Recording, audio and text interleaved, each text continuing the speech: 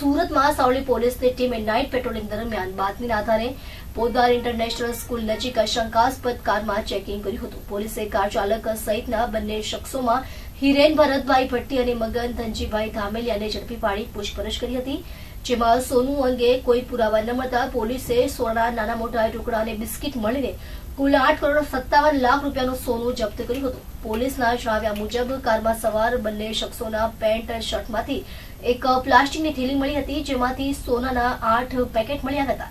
પોલીસે કુલ 14 કિલો 700 ગ્રામ વજનનું સોનું સહિત 2 મોબાઈલ ફોન અને કાર થઈને કુલ 8,60,00,000નો મુદ્દામાલ જપ્ત કર્યો હતો.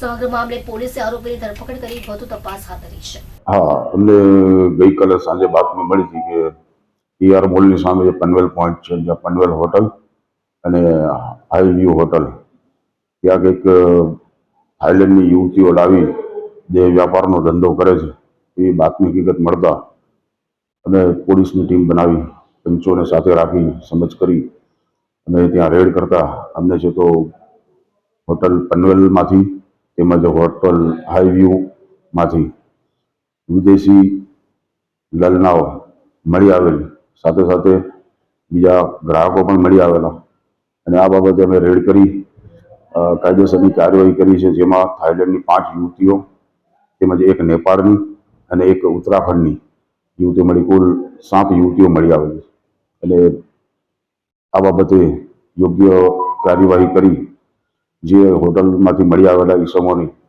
ધરપકડ કરવામાં આવી છે અને આ વિદેશી યુવતીઓ બાબતે આગળની તપાસ તજવીજ ચાલુ છે. કેટલા ગ્રાહકો મળ્યા અને આ કેટલા ટાઈમથી ચાલુ?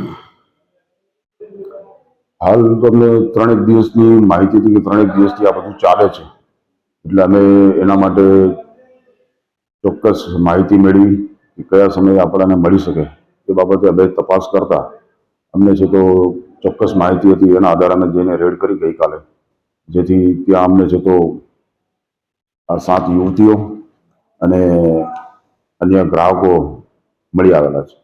કોના દ્વારા ચલાવવામાં આવતું હતું? આ હોટલ છે એ